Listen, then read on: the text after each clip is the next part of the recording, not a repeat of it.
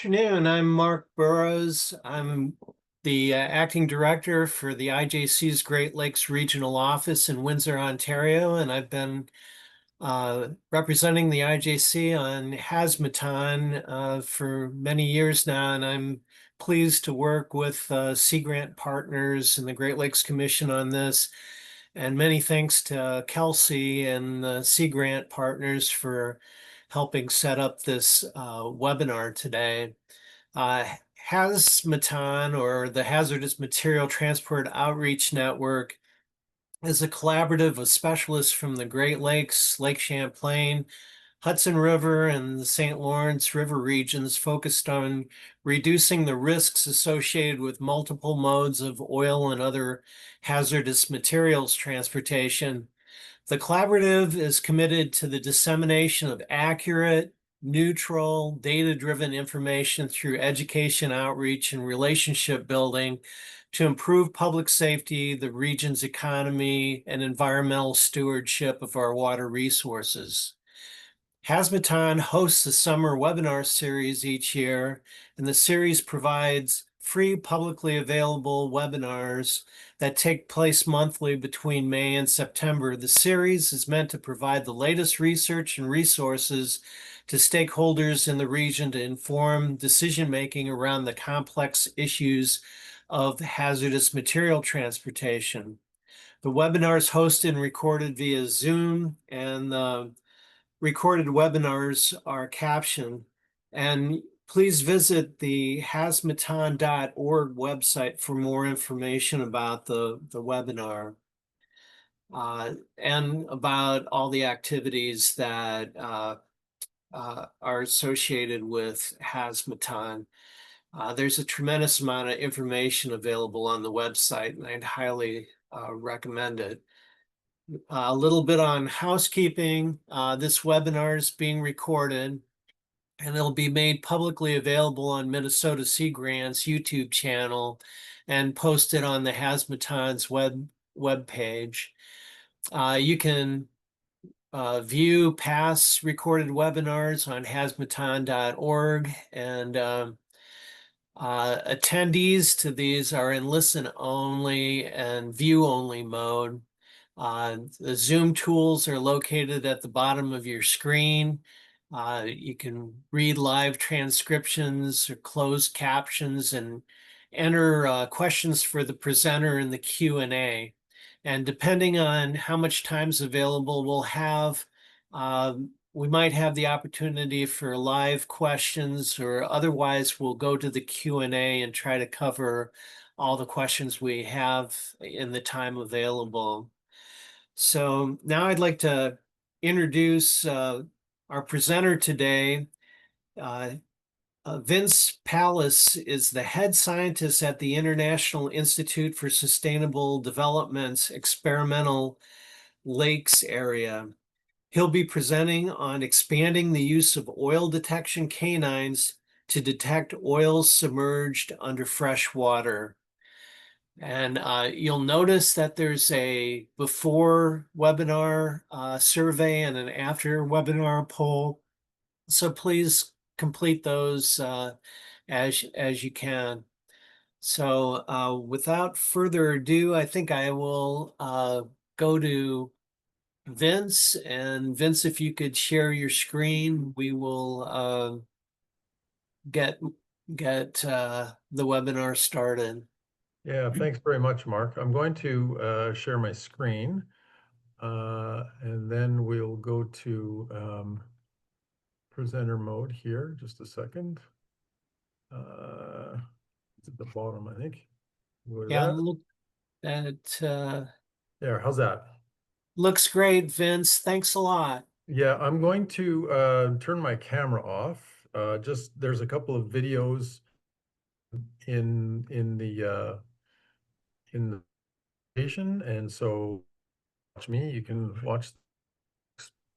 Anyway, thanks very much, Mark and Kelsey, for allowing me to present today. This is a real opportunity because this is one of my favorite projects ever that we've ever done at the Experimental Lakes area. Before I start, I just want to acknowledge that this is a collaborative effort and really came about as a result of a conversation between Ed Owens from Owens Coastal Consultants. Ed, if any of you are active in the oil spill realm, you know Ed Owens. Ed, longtime collaborator with Paul Bunker from Chiron Canine, train the dogs. And then we also had a couple of other collaborators, James McCourt from SL Ross and Dave Dickens from Dickens Associates. Let me see if I can advance my slides. Okay. Well, that worked before, didn't it? There we go. So I always assume that most people know what the IISD Experimental Lakes area is and where it's located. But for those of you who don't, it's a series of 58 lakes that are set aside for research Northwestern Ontario's boreal forest. We're about 60 kilometers east of Kenora, Ontario, and this area has no cottages, very little human influence. And out there, we have a field station that consists of laboratory and support buildings. We can accommodate about 70 people in camp full time. This was formerly a government-run facility by the Department of Fisheries and Oceans, but it is now operated by the International Sustainable Development, which is an international think tank focused on environmental research in favor of protecting Earth's resources. So for years, it's been operating continuously since 1969. We've been studying these lakes to understand how the ecosystems function and the influence of humans on them. So these are brief mission statements, and I won't read them, but I do want to point out the top one, and that is we examine natural processes, but we also conduct and facilitate ecosystem level research. And what that means is we're allowed to manipulate these lakes with the proviso that we put them back to their original. And the ability to do that is afforded by two pieces of legislation at the provincial and at the federal level. We have been manipulating systems. We don't do that on a sort of routine basis, but when a problem dictates it, that a whole ecosystem manipulation is warranted, we can do it. So we've worked on things like eutrophication, algal blooms, acid rain, mercury. We've done additions, very famous estrogen addition experiment that took place back in the early 2000s. More recently, over the last 10 years, we've been looking at oil spills, and that's sort of what I wanted to talk to you about today.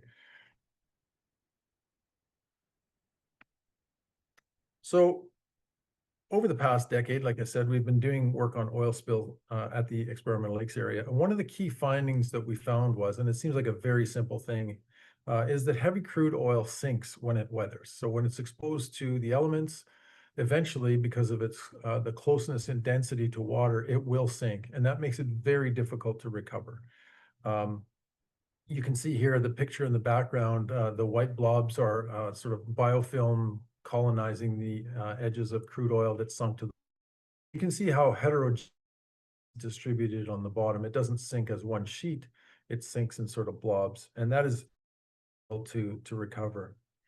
And oil spilled in ice environments is also difficult to find due to the heterogeneity of the ice and snow and the potential for oil to become encapsulated in the oil or dispersed on the ice. So a study of available technology of submerged and sunken oil was conducted by the American Petroleum Institute. So they evaluated sonar-based systems, so things like side-scan sonar, multi-beam echo scatter, and 3D scanning sonar. They evaluated optical sensors, radar, hypospectral fluorescence, and UV fluorometry. And they also looked at AUVs with onboard video and black and white contrast imagery. And the results of their review basically indicated that the most current submerged and sunken oil survey options have very slow coverage rates. Ground is also slow, and they're not effective for small deposits or for anything that's greater than 2 meters deep. Also, the application of some of these techniques is limited when temperatures are variable. So our colleagues for this the studies that I mentioned before, Ed Owens and Paul Bunker, have used dogs to find oil buried on beaches up to 5 meters below the surface.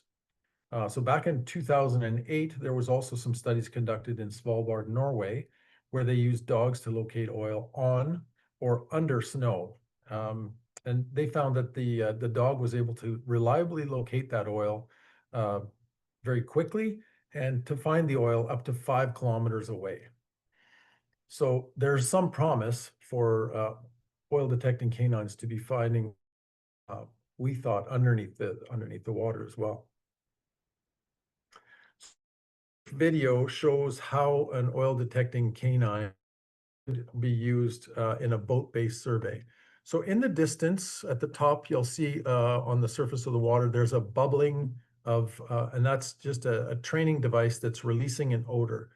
This is Poppy, a 6-year-old Springer Spaniel, and she's been trained to find oil. She's a generalist. She'll find all different oil. And you can see how her direction of sniffing over the edge of the boat here is directing the boat toward that source. And it's starting to come into view now at the top of your screen there. You can see those bubbles. So Poppy in the video here is actually I'm going to used in the studies that I'm going to describe today. And I often get asked the question, is it a particular breed of dog that it, has an aptitude for this? And Paul from Chiron, he's used many different types of dogs, and that most of them show an aptitude. There are some limitations of that. For example, Great Danes aren't great at this, but for the most part, just about any kind of dog can be trained to do this. Okay. So with the evidence and that sort of preliminary demonstration that I just showed you there, we wrote a proposal to the U.S. Coast Guard's newly established Great Lakes Center of Oil Spill Expertise. And we proposed a 2-phase project to explore the use of an oil detecting canine to detect submerged and sunken oil. And then phase 2 was to see if an oil detecting canine could also find oil that was trapped underneath the ice. So first I'll talk about phase 1 studies. So this is Lake 260. There's a bathymetric map of Lake 260. This is all of our lakes at have these romantic names, Lake 260. And the reason we chose Lake 260 to do these studies with the oil detecting canines was we had been doing oil spill studies in Lake 260 over the last decade. The lake has been remediated. I mentioned one of the conditions for us to be able to do manipulation studies in a lake is always bringing it back to its original condition. And by remediated here, I mean that concentrations of oil constituents, so cyclic aromatic compounds, had declined to baseline levels. And that's in the water column and also in the sediments. So our tests with the dogs were 6 years after we completed any of those studies, right? So we've remediated, no detectable concentrations, and now we're 6 years after. But despite that, we were careful to the lake where prior oil studies had been conducted. And those are the 2 green ellipses you see here. So the area at the upper left was used for boreal studies. That was a large-scale study that looked at the weathering of diluted bitumen on the surface of the water, and they had 10 enclosures that received different concentrations of diluted bitumen. And the ellipse at the right-hand side was where we had conducted the freshwater oil spill remediation study, and that was looking at how best to clean it up of that lake. So for phase 1 study, this was the submerged oil study. We wanted to test 3 negatively buoyant oils. So the first 2 were weathered. So that's a bunker C oil and a dilbit heavy crude mix. So they were weathered by exposure to the elements and were more dense than water. And then the last one was an in situ burn residue, also denser than water. So samples of those oils were sent to Paul Bunker. He's the dog trainer again in San Antonio, Texas. And this is sort of the laboratory phase of testing or of training a dog to get them to be able to detect the oil. The dogs are trained and an alert when they find the right odor. Again, pretty obvious that the dog has found the oil, and they know they're going to get a treat when they find it. And that's Paul, very enthusiastic dog. Now I get my treat. And then this is sort of bringing it into the field where they can do pattern searches of zigzag across a specific area to be able to cover a lot of area.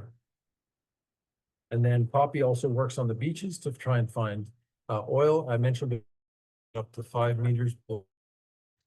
In this instance, she's looking for tar balls. And so Poppy is very good at finding the tar balls. When you dig at that area that she alerted at, you can find the tar ball. And then this is sort of the idea that dogs could be used even under submerged conditions. So if Poppy is looking in the water and is able to follow that tar ball, and she gets her reward, which in Poppy's case is not a treat. It's actually, she gets to play with her ball. Oops. We created targets for Poppy to try and find by spreading the oil onto stainless steel pans. So each of those pans received about 60 grams of oil. Each of the targets was 20 by 30 centimeters. And the targets were tied with monofilament line onto shore. So there were no visual cues for the dog to be able to identify, right? We're working from shallow targets starting at 1 meter, going to 3 meters, and then 5 meters. If the dog wasn't able to detect any of the oil at 1 meter, we wouldn't go to the deeper depths because it's more difficult to retrieve those targets afterwards. So for the shallow targets, the search pattern moved upwind, and you can see that's the for shallow targets, it's anything at 1 meter. Really, it was a linear search pattern that was most appropriate, right? We're not going to go out into depth. All of those targets at 1 meter follow the shoreline. So we moved upwind, and the target is noted by a little yellow star there, and an alert is the red point with the A in it. So as we move to deeper depths, and that's the figure on the right-hand side, we reverted to that sort of zigzag pattern search that that Paul uses on land for searching the oil. So we ended up placing 14 targets in the lake at depths ranging from 1 to 5, of a distribution of all of those different oil targets. With you can see that we use pretty much the entire lake surface to targets. And this was one of the searches for diluted bitumen at 1 meter depth. And again, the red trace is the survey track. As we moved upwind, the direction of travel is this yellow arrow. The yellow stars are, again, the oil targets, and the detecting canine alerted to the presence of oil at areas. And you'll see that there's pretty good correspondence between the alert, so we're within 10 to 15 meters of that oil, which is very, very close, except for that 1.0, that one labeled 0003. And I'll come back to that. I'll talk about that a little later on, but it's important to note that there was an alert there without there being an oil target at that location. So what does an alert in a boat look like? I think you got it, but I'm going to show you another little video here. There is an oil target placed here. So you can see the handler on the right. Paul is directing the boat driver to tell us where the dog is denoted. You can see Poppy move to the side of the boat. We pass that oil target. And as we go past it, you can see that Poppy is, hey, guys, we missed it. You got to turn around. It's back there. When Poppy actually sits down at the bow of the boat, that's when we denote an alert. The handler and the dog are both blind to the presence of where those targets are. When the handler denotes that there's an alert, that GPS location is, correspond that to where the targets were actually located with their GPS location. So here's a summary of the table of the submerged oil study. So detection of dilbit and bunker C at 1 and 3 meters were noted for 5 of the 6 targets. And the mean distance between the target and an alert was 32 meters for dilbit and 23 meters for bunker C oil. So remarkably accurate that we were working under. More importantly, excuse me, there were no false. There was never an alert where there was no oil. I'll get back to that other one that I mentioned before. Poppy was never able to detect the burn residue. And we think that makes sense. They're a very low volatile residue. So I want to talk a little bit about Poppy here, and that was denoting an alert where there was no oil, and that's at that location again. A detect for 1 meter. If you'll recall, that's the area of the lake where the boreal study was years ago. And in fact, her alert was directly over the highest concentration of dilbit that was put onto the surface of an enclosure. So even though we had remediated that area, was still able to detect that there was the presence of oil there. None of our sophisticated SMS techniques can detect any oil in the water or the sediment there. But Poppy denoted that and denoted it several times over that one location, which I think is an amazing thing. So just is one results, the submerged. Poppy was able to detect diluted bitumen targets at 1, 3, and 5 meters, and bunker C targets placed at 1 and 3 meters. The thing about bunker C is we ran out of time. These studies were conducted in the fall, and we weren't able to proceed to the 5 meters. And with the diluted bitumen, we weren't able to proceed to the 10. So we'll follow up with those studies this coming year. And the burn residue targets were never detected. Paul, he had some issues training Poppy to be able to detect the burn residue even in the laboratory, and he just thinks that there are very low volatiles in that. And that's actually the basis for our next phase of studies, is looking at sort of what is the threshold for detection of different volatiles. Okay, I want to go on to our phase 2 studies. In phase 2, we wanted whether the oil detecting canine could detect oil that was floating under ice. So it makes sense in sea ice, and I've shown sort of an image at the top right of sea ice, because there are brine channels through which oil could migrate from below the ice to the top in sea ice. But in freshwater, we don't know the extent to which odors can find their way from underneath the ice to the surface. So why is this even available to our funders from the US Coast Guard? Well, again, this relates to line 5, Enbridge line 5 that goes to Mackinac. If there were ever a breach of that line and spilled from that line, we could have a situation in which oil was located under ice during a lot of the winter months. So they were interested in adding another tool to the toolbox of being able to detect oil under ice. So for phase 2, we needed a safe way to deploy the oil under ice so that we could retrieve it at the end of the study. Again, we have to put these lakes back to their original condition. So we used an approach tested at the Cold Regions Research and Engineering Laboratory, or CREL, in Southampton, UK, for their in situ burn studies. Basically, what they do is they cut a section of the ice and allow, and since it refreezes from the top, you create a pan, an underwater pan, and you can pump oil into that pan and keep it confined within the spaces of that pan. So you can see that at the top right image there. They've pumped oil and it's maintained within that. So in example, we had 14 inches of ice. We cut sections of ice and then allowed it to refreeze overnight. Only the top 2 inches froze. So you essentially have 12 inches below that of space in which to place your oil.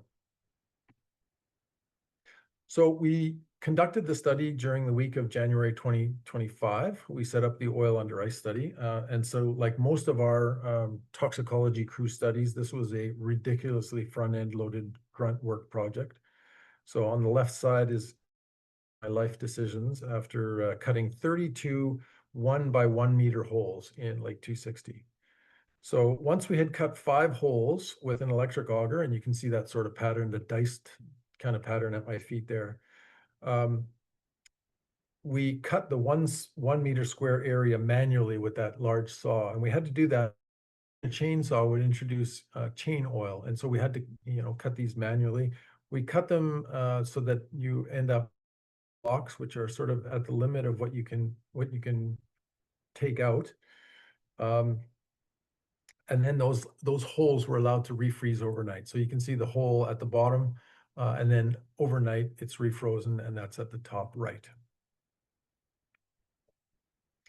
So for each of the 3 oils tested, we tested diesel, condensate, and ultra low sulfur fuel oil. For each one of those oils, we cut an array of 9 holes. So you can see the sort of diesel array that we cut here. Those 9 holes are distributed over about 500 meters of linear area. So after the holes froze overnight, it was between 2 and 2.5 inches of ice thickness. We randomly selected 3 of those holes to receive oil. So random is random, I guess. We stipulated that oil was never to be put into the first hole, and we didn't want 2 adjacent holes receiving oil. And so these are the 3 holes that received the diesel in the array. Each of those holes is about 40 meters apart. Again, so the entire array is about 500 meters of linear area.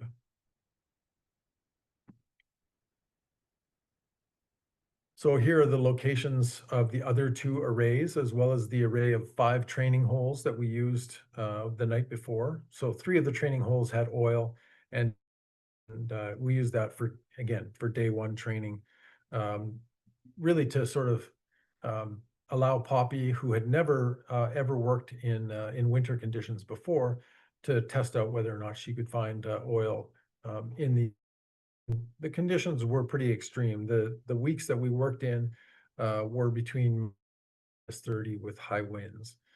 You can see Lauren, my main biologist here, is definitely earning her money those 2 weeks. So to place the oil, we cleared the snow from the area of the former holes and then drilled a small pilot hole at 45-degree angle to allow us to place a Teflon tube through the ice and under the hole. And then in that Teflon tube, we inserted an inner pump tube that was used to deliver the oil with a peristaltic pump, so that we could carefully measure the volume of oil that was delivered, which was somewhere around 5 liters. So each oil was left in place after it was pumped for 5 days before we ever conducted the tests with the dogs. And the trials again were run with both the dog and the handler being blind to the look of oils. What does a canine snow? Well, it looks very much like on land. There's a zigzag pattern of a search here. Poppy is directed by Paul to zigzag looking for the oil. And you'll see Poppy will go by several of the holes which do have visual cues. They all look the same because those ice blocks are on the surface. So she'll run by, no alert there. He redirects her back over it just to make sure that, she's carefully considered that. Again, we're talking about -20, -30 here. So very challenging conditions for the dog to work in. So hole number 1 has no oil in it, but hole number 2 does. And so you'll see the obvious change in behavior and the alert to Bunker, the handler, raises his arm. That's when we denote that there has been an alert. And so the person trailing in behind, Lauren, will mark the GPS location when the dog finds that. Sorry, the video is a little long, but you'll see unmistakably that Poppy finds the oil at hole number 2.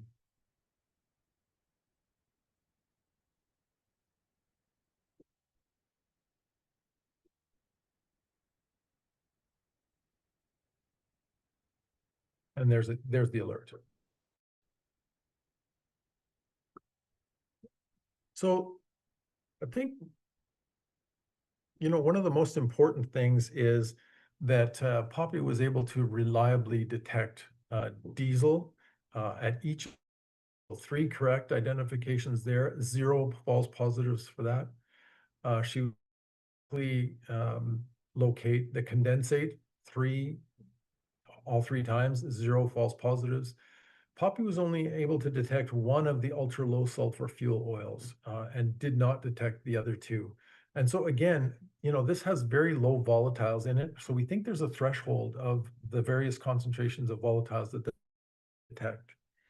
So we do plan to revisit the ultra low sulfur fuel oil, and we've proposed studies with the US Coast Guard to do some follow-up studies to see what sort of limitations there are for being able to find oils with different volatiles. We wanted to see what sort of oil did the ice oil, and so we took samples over each one of those with a hole saw to obtain the ice cores. Each of those was about 1 to 1.5 inches thick, and those have been submitted to the University of Manitoba's Center for Oil and Gas Research and Development for analysis. We don't have those results yet, but interested to see just sort of what concentrations might be in the ice that Poppy's able relative to whether our instruments can detect those concentrations. And after that, after we conducted those, we got those ice cores, we chipped away the ice from over the oil of each deposit, right? So after the oil was placed, it became encapsulated. Ice continued to form underneath the oil. And so that made cleanup actually extremely easy. We just chipped away the top portion of each of the holes. And then the oil and the ice were shoveled into bins lined with transported back to our shop where it was disposed of in the pit in the shop, which has an oil water separator. So the pic at the right shows a fully clean, so you can note that the scraping happened. We're here to the ice, and we're very, very happy with how that all got tidied up. So again, future work, we're hoping to test submerged oils at 5 meters and deeper. We didn't have a chance to do that this past fall. We will follow up with those tests later on this season. We have additional training and testing with in situ burn residue and other oils with varying volatiles. We'd like to look at different ice depths.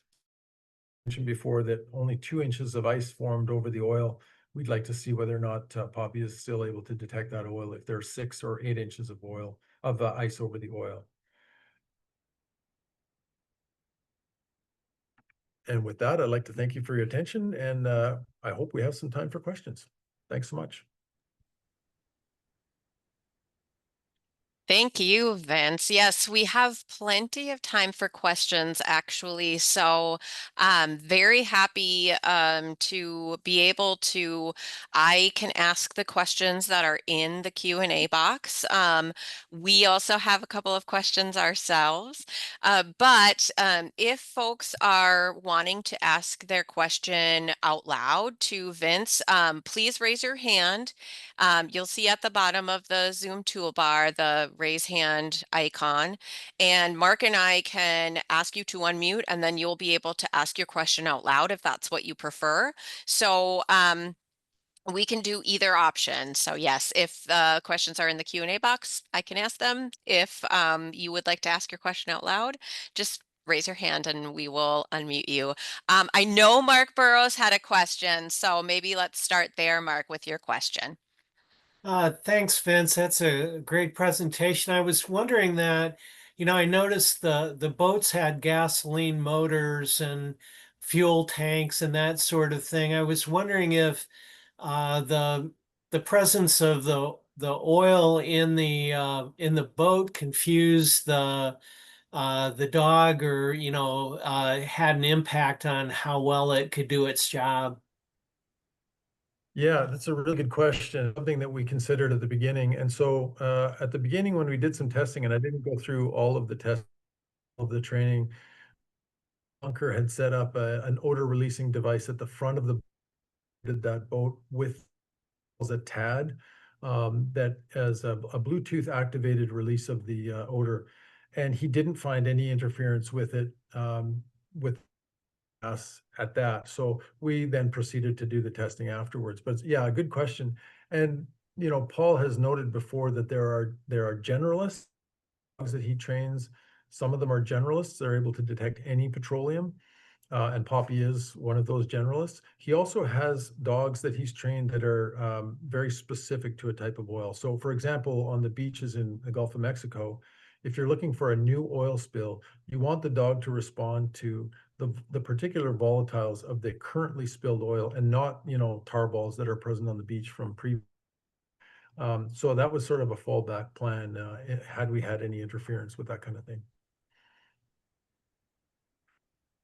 All right, we have a question from Geneva. Hello, thank you. This presentation was fascinating. And as a dog lover, it's great to see the ways that dogs can be trained and used.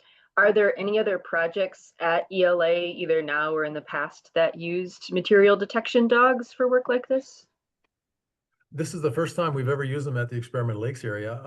I have to admit, I'm like you. It's really piqued my interest, and Paul Bunker has a book on Amazon that you can buy for $15, and I have done that. It's how to train your dog to detect whatever odor you're interested in, and it's sort of a series of training exercises. And I'm using it to teach my dog how to find mushrooms because I'm hopeless at finding them, and hopefully my dog can help me out with that. Yeah, it's the first time we've ever used it at ELA, but I mean, a place that a lot of science discussions happen at the breakfast table, at the dinner table, or on the beach with a beer afterwards. And so there's a lot of different you know, sort of discussions about what we could use dogs for. And in fact, I gave a seminar on this topic a few months ago, and a member of a First Nations community in Northwestern Ontario saw it on their territory. They have some abandoned. They've enlisted our help and Paul Bunker's help to try and find some of those abandoned oil wells that they're having difficulty finding. So I mean, there's many applications. Absolutely. And that kind of leads into another question that is in the Q&A of first, how many dogs are currently trained for this sort of oil detection? And then are they used in real responses? Do you know of any real world applications like the abandoned wells? Yeah, I don't know how many dogs specifically that Paul has trained, and I'm certain he's not the only organization that trains them. 3 dogs with them when they came to ELA, and some of those dogs have other training abilities. So whether they're, you know, sniffing for illicit drugs or cadavers, and yes, Paul has used the dogs in responses before to, I mean, it's really important to be able to find that oil early on for cleanup operations. It's just as important to be able to clear areas that don't have oil, right? Because you don't want to focus. And that's really the benefit of the dogs that maybe I underrepresented here was searching those 9 holes over 500 meters. Poppy did that within 3 to 5 minutes, and there's no way you'd be able to do that kind of screening using any of these with that kind of rapidity. So yeah, they're very, very quick. Yeah, and again, getting back to your question, I think Paul has several dogs thinking about, well, Poppy is a 6-year-old Springer Spaniel now. At some point, she's going to need to be retired. So he's training another dog. The other dog that attended there was Chaos, which was Hungarian Vizsla. And then the final dog that was there, Lucas, was a Loudon. All right. So speaking specifically about Poppy, do you have any estimation or idea of how typical Poppy is for detection performance, specifically oil detection performance? Is Poppy especially talented at this, or could you expect the same performance outcome for other oil detection canines that you experienced with these 2 phases of your study? Yeah, I think I mean, I have limited, I think Poppy is amazing. But I have limited sort of exposure to the sort of ask the same, you know, he's had other dogs who are equally as good at finding oil. And him, you know, sort of what breeds are most have the greatest aptitude for it. And he said there's not really any sort of breed aptitude. He's just, you know, the dogs that he trains are rescue dogs. And he'll, you know, do tests, basic tests with them, and you know, from there on, it's pretty easy to train those dogs. Okay. You kind of answered the one of the questions we have about like how dogs are chosen for this, but do you have any idea of how long the training process is for the oil detection canine training? A little bit. Yeah. I guess, Poppy, I guess the training took somewhere around a year. But for the basic being able to detect an odor, like Paul is talking about 2 to 3 weeks, Oh right? my So it's very, goodness. very quick. Yeah. Wow. I mean, It's especially if amazing. you have a motivated dog, if you can find the motivation for your dog. And I mentioned before, Poppy is not necessarily motivated by food. She's motivated by an opportunity to play with a toy. And that's sort of some of the first identifications in the training manual that Paul's published is finding out what motivates your dog. And, for mine, it's super easy. She's food motivated all the time. She'll do anything for a treats, right? So once you find that motivation, it makes it so much more easy to train the dog. They're very, I mean, they want to please us. Mhm. Yeah. All right. This is a three-part question. So the first is you talked a little bit about the false positives that you experienced in phase 1 and phase 2. So maybe if you could just like kind of summarize the frequency of the false positives that you experienced with this first part of your work, and then whether there are any tests for identifying submerged asphalt, any other kind of petroleum hydrocarbon products that have been tested in this way. And then third part of are canines better than other methods? So you mentioned like the AUV, the side scan sonar, ground penetrating radar, if those like side by side comparisons have been done. Yeah, great questions. First of all, the false positive. We only ever had one, and when we thought it's just a false positive. And again, we collect all the data, and then we go back to camp so that the handler and the dog don't know where the oil is. We know where the oil is, but we don't. We just record the alerts, and then we sort of map when we get into camp afterwards. And there was the one detection where there was no oil placed, and we were like, well, that's really odd. But that up with the GPS locations of the previous oil studies, we found it matched exactly. So how could it be that we remediated that location? There's no detectable concentrations in the water or in the sediment, and yet Poppy was able to see it. I think that relates to the heterogeneity with which the oil finds its way to the sediment, right? So you can do a test of the sediment, whether you actually hit the oil blob or not, is a chance. And so there may still be oil there, even though we didn't detect it. To smell that. This what was the last? So the second part of that question is like whether there are any other petroleum hydrocarbons that have been tested, like asphalt, for example, and Yeah. then like whether side-by-side comparisons have been done of like oil detection canines, and then like your typical like side scan sonar, or the technological tools that we have available. Yeah. When we do test for the oil constituents in the sediment, we do a full suite of, from the very light molecular weight compounds to the asphaltenes and the resins. So we didn't detect any of those in any of the instances. And then in terms of running side by side, that's Sal Ross and James McCourt, one of our collaborators, wants to do, and he's been in contact with Bessie to try and get some to allow us to run the dogs beside an AUV and beside some other tools to see whether or not our dog is actually better able to detect the oil than some of the other more conventionally used tools. So that also is part of what we hope to do in phase 2 of our study. Okay.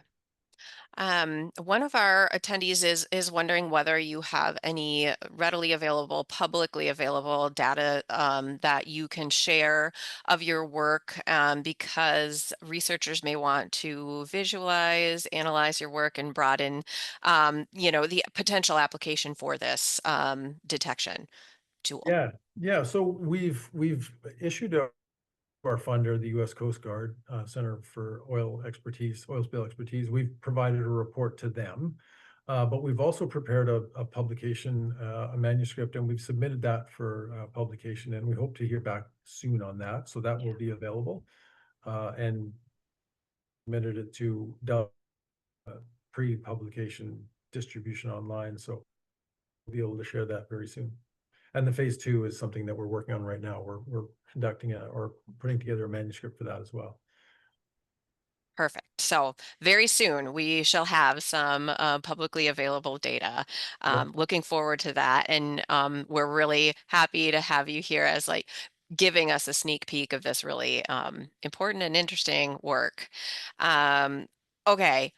How can you discuss a little bit about how successful you think that the dogs would be if the spill occurred in a river environment rather than in the experimental lakes area where you've just been testing it? Yeah, good point. I mean, it's quite a bit different to work in a lake environment where the volatiles have an opportunity to reach their way to the surface. I mentioned we worked in some windy conditions. We always worked upwind, and sometimes when you saw the alert would be before that. So clearly the volatiles were finding their way to the surface and then were airborne and, transported to the dogs by the air. In a river environment, I mean, that would be quite different, right? So then you're not just looking at wind currents, you're also looking at water currents and distributing that. So again, I think that depends a lot on the current. It depends a lot on the type of oil that's been spilled. I'm thinking sort of back to a famous oil spill like the Kalamazoo River. Being able to locate those oil deposits in the sediment would have been somewhat more challenging than in a lake for sure. Yeah. And I'm putting in the chat right now. In the Q&A box, Tori says, if anyone is curious about any of the other projects that the Great Lakes Oil Spill Center of Expertise is doing, they can visit their website. So I'm putting the URL in the chat right now, so you shall see that. And everyone who is attending this webinar and who has registered for this webinar will get a follow-up email with the recording of the presentation as well as any resources. So we'll share that out again as well. My question to you, Vince, is what's been the most surprising thing about conducting research in partnership with a dog and their trainer? Like, this is something you don't expect when you're going into limnology or biology. And so I'm just kind of curious, like what's been the most surprising thing for you? Well, I think the most surprising thing is, first of all, I thought this was a pretty whacked idea to begin with, right? To be able to find oil 5 meters beneath the surface, and we haven't tested that yet, but we'll get there. But not just that, for a dog from Texas, this dog is from San Antonio, Texas, so got put into a crate, the experimental lakes area in January, where it was -20 to -30. So you have this little dog who is, experienced this enormous temperature change. -30, the potential for volatiles to find their way into the air from the ice is reduced. Yeah. And like not a problem. 100% detection, 0 false positives when there's oil under ice.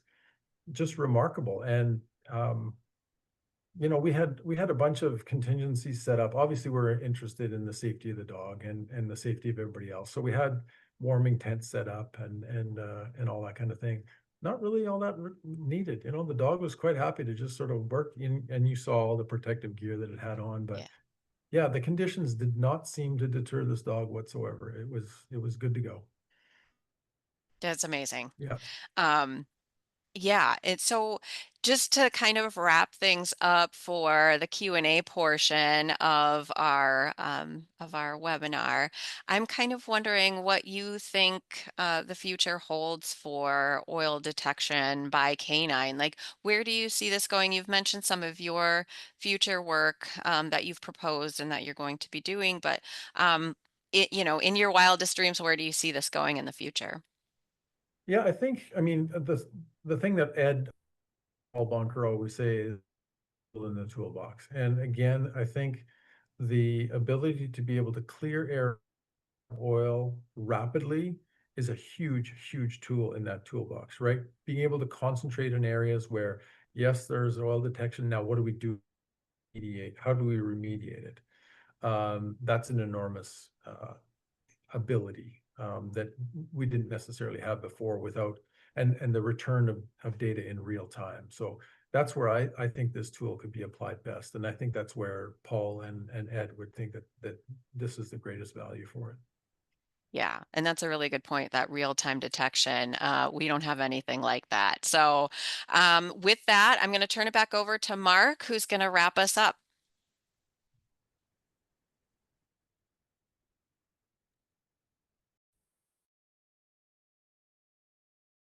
Thanks, Kelsey.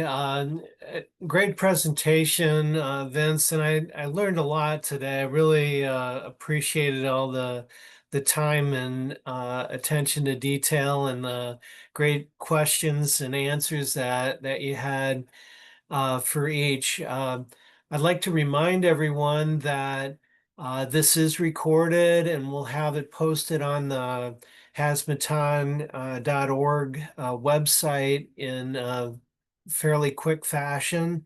And if you have colleagues that weren't able to join us today that would like to see it, please direct them to the website. And again, I'd like to thank Kelsey and the Sea Grant partners and Great Lakes Commission and everyone involved with HazMaTON for hosting this summer webinar series. I really appreciate all the effort that goes into it. And let's see, Kelsey, can we remind everyone when the next webinar is going to take place? We sure can. So our next, which will be our final webinar in our 2025 summer webinar series, is going to be on September 17th, and that will be same time, same place, 12 p.m. Eastern time, Zoom webinar format. And our presenter is going to be Ben Fisher from the U.S. Geological Survey. And Ben is part of a project team who just recently completed an environmental sensitivity index map for Lake Champlain. So we're looking forward to that. And you can register for that at z.umn.edu/HazMaTON25. I can put that in the chat as well. Thanks, Kelsey. And again, thanks, Vince, for a fantastic presentation. Sure appreciate you presenting and helping us with that today. And I'd like to remind folks that there'll be a post-webinar survey that